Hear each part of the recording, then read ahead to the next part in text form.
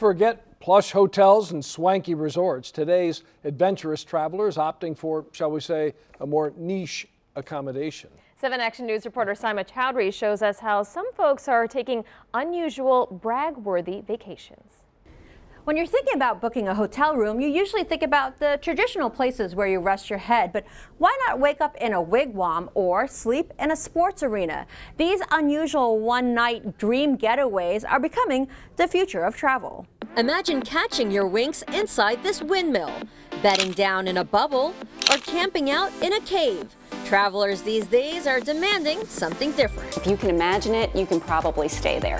From tree houses to renovated jail cells. Travel guru Sue Rodman says it's no longer enough to stay at a plush property. Now it's all about being unique. You can go really retro in a covered wagon, even stay in igloos you can see through.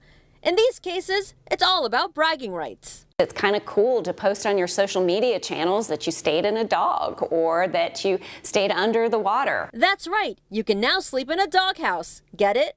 Or an underwater lodge you have to scuba dive your way into. Now, you aren't living unless you're lying down in a lighthouse or tucking in for the night in this bird's nest. People are motivated to stay in these different places because they want a unique experience. There are niche sites popping up, making it easier to find these properties, from the Book the U.S. list found on Booking.com to odd ins, or find some unique options on sites such as Airbnb. But beware, these unorthodox options may not provide the amenities you've become accustomed to.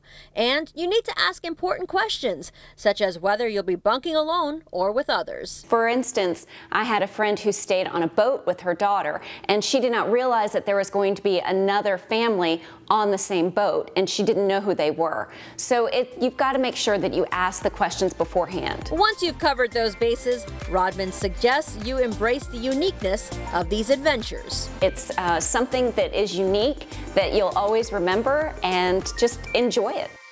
And prices for these properties vary, as they would in traditional hotels. But the more exclusive, well, you should expect to pay more. And make sure you book well in advance. I'm Sima Chowdhury for 7 Action News.